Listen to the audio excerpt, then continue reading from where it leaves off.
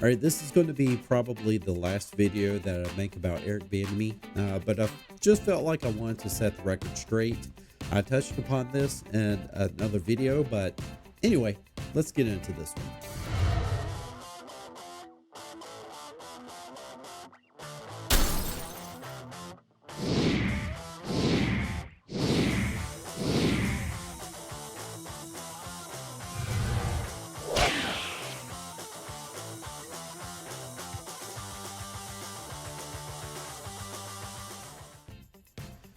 Well, welcome back to another video here on the Washington Football Maniacs channel.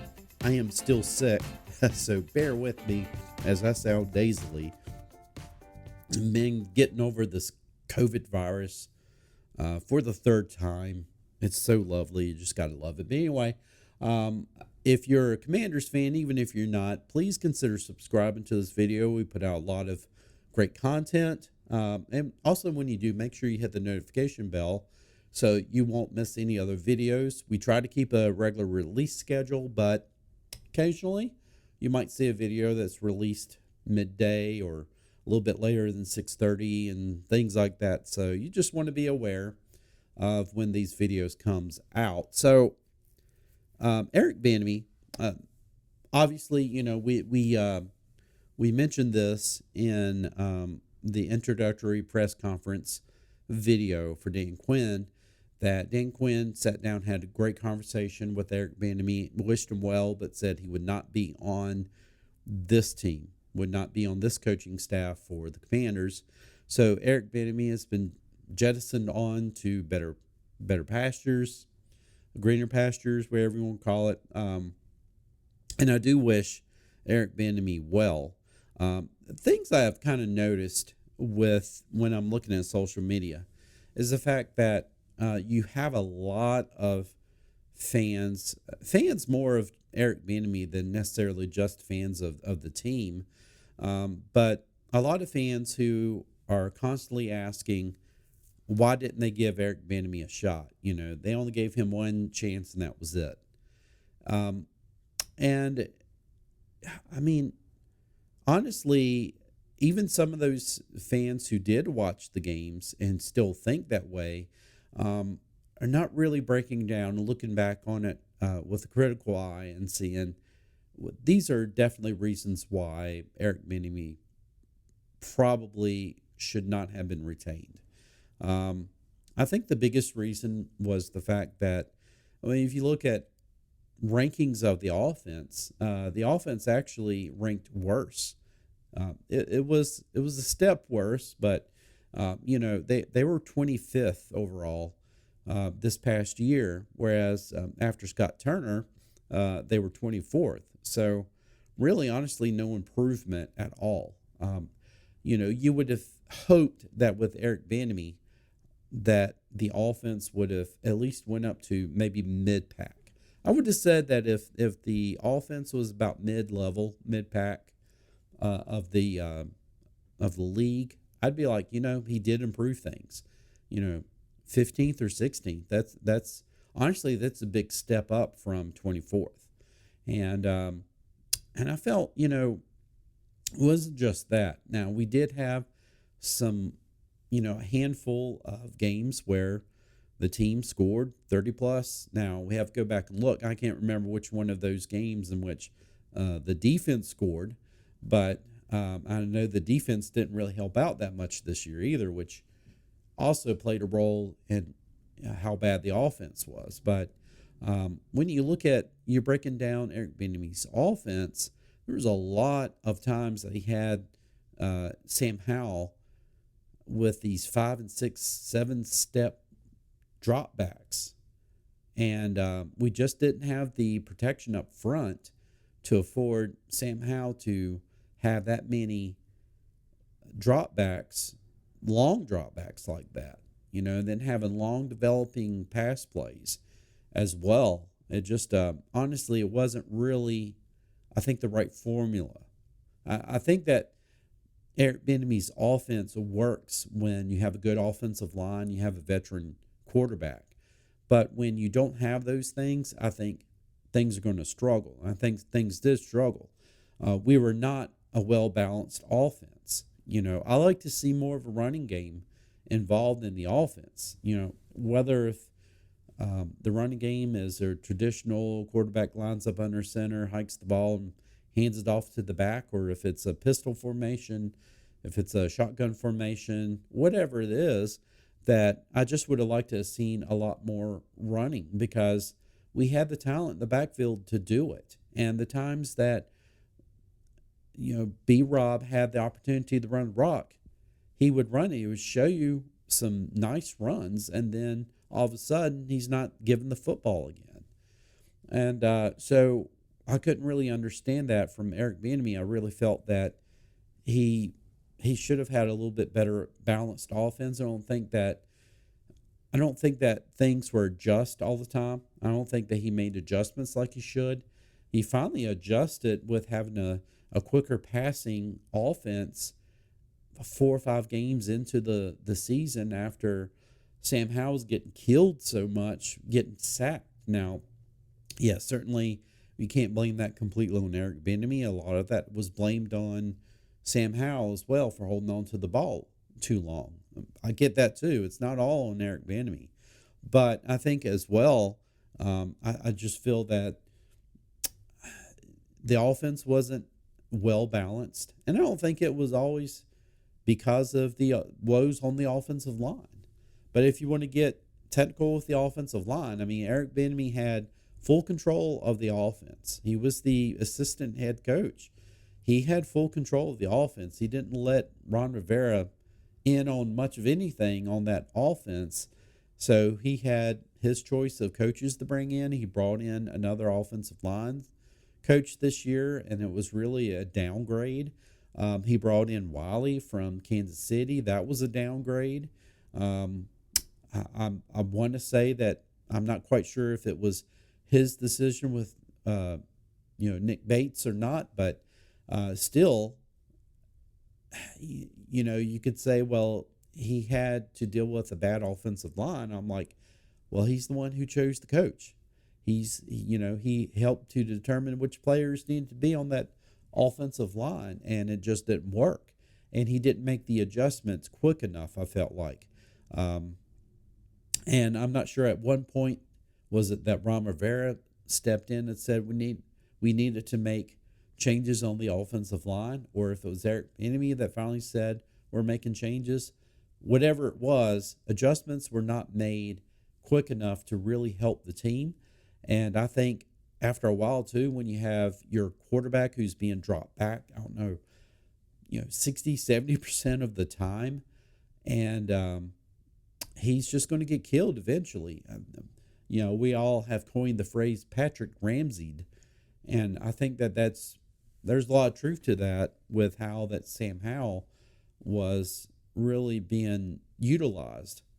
I think a little overly utilized. I think partly it was Eric Bieniemy's way of hard-nosed, like, you're going to learn how to play quarterback in this league, and you're going to have to learn that if you're going to be a starting quarterback, that you're going to have to put the team on your back. You're going to have to make the plays. I mean, I'm not saying that this is exactly what was being said, but it makes you wonder, because I didn't feel like any of the offensive plays, the offensive game plans, I don't think that they were really being called in a way to help develop a quarterback. I think it was really, honestly, I think it was more being called to make or break your quarterback. And I think in the end, Sam Howell got broken, and it's probably something he's not going to recover from. Definitely didn't recover from it toward the end of the season. And so because of that, the offense kept regressing throughout the season. And because the offense kept regressing in the season, we're losing football games. The defense is certainly not helping out one bit. Jack Del Rio gets fired mid-season. Then we trade our what we arguably considered our two best defensive ends, and definitely one of those was our best defensive end. The other one, all of us want to really bash on Chase Young because we felt like he hadn't really done much since he's went to San Francisco. But you know what? He's in the Super Bowl, so there you go. He's done enough to be in the Super Bowl, I guess. So overall, I just felt that Eric Bieniemy wasn't the right fit. I think in certain situations where he's got the good veteran quarterback there in place, he can be an outstanding play caller, an outstanding offensive coordinator. But I think in terms of building from scratch up, I don't think he's there yet. I think he needs to go somewhere where the offense is already well established. Um, or maybe not the offense is well established, but the players in the right positions there are well established. You got a good offensive line, and you're able to put more on the quarterback with that. Uh, so I think that's the reason why that Kansas City's offense was so potent under Eric Bieniemy, was because you had a lot of that. That the offense was hitting on all cylinders, so they could score points like crazy because you could take an Eric Bieniemy offense, he puts it into play, and the quarterback's smart enough that if this is not the right play, he's going to audible out of it.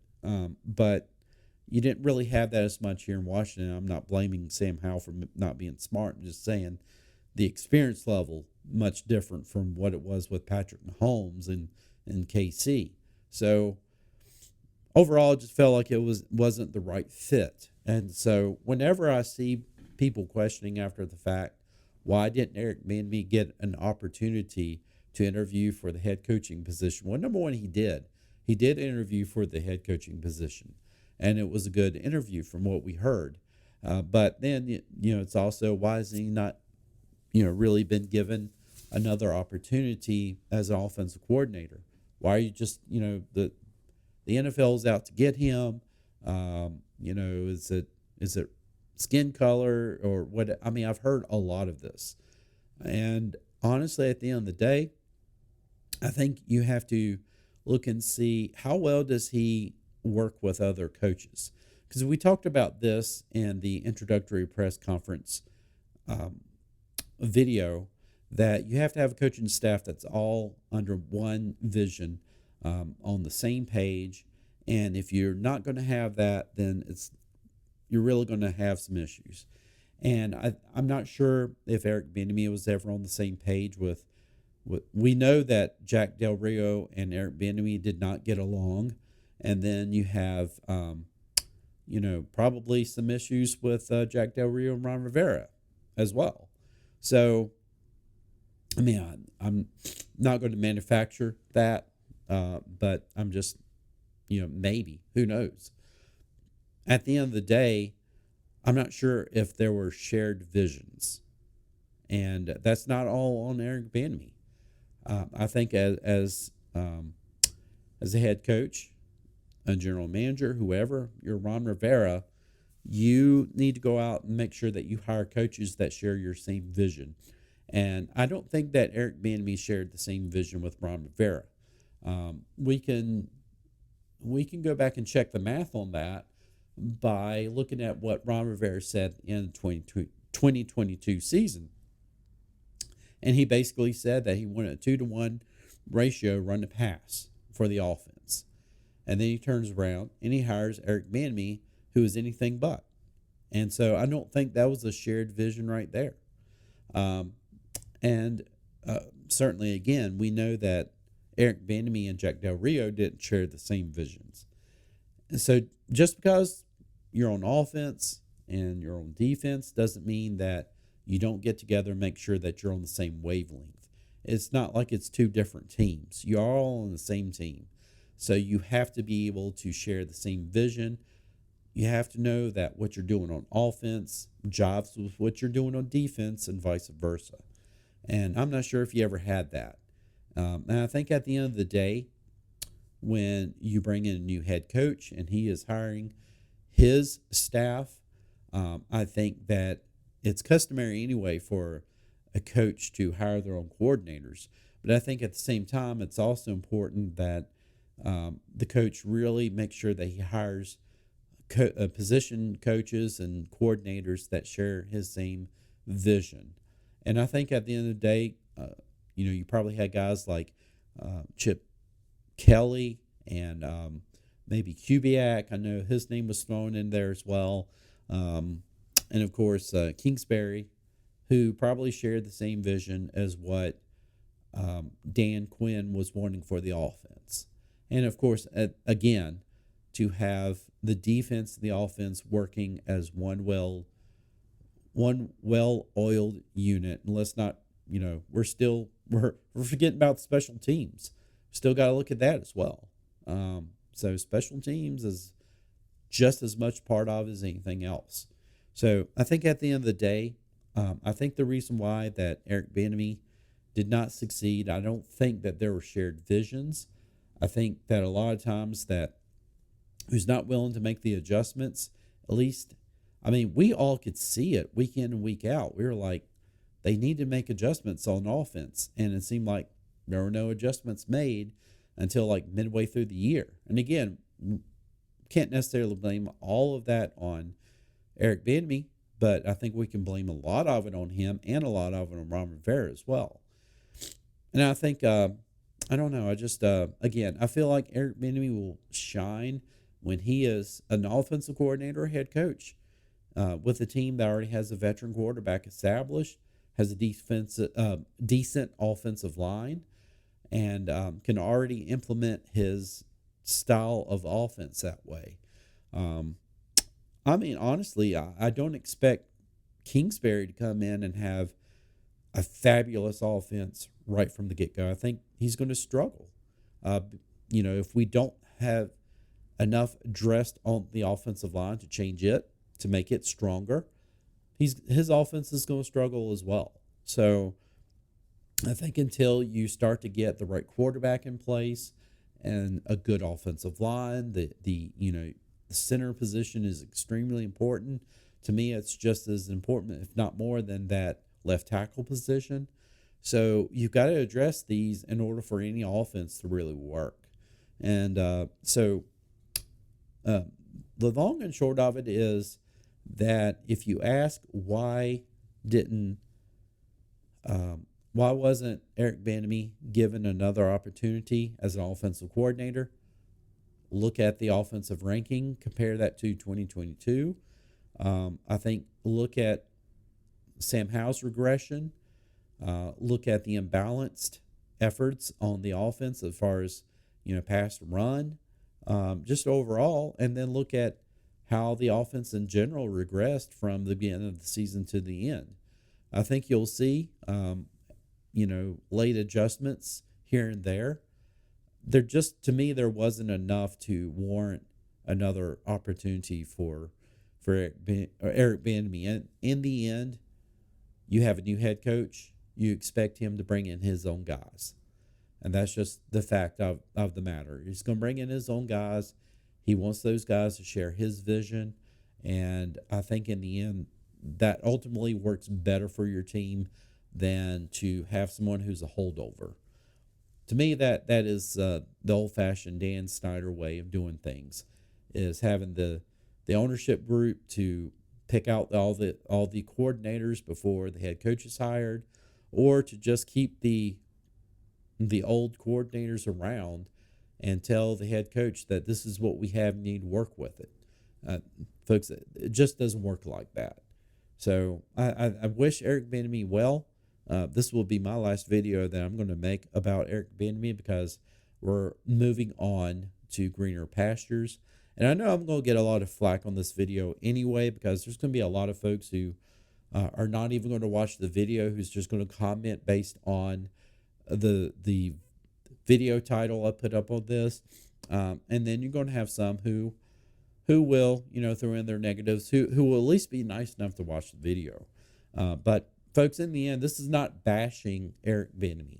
I just want to get that point across. If you've kept with me up until this point, I just want to let you know this is not a video to bash Eric Bieniemy whatsoever.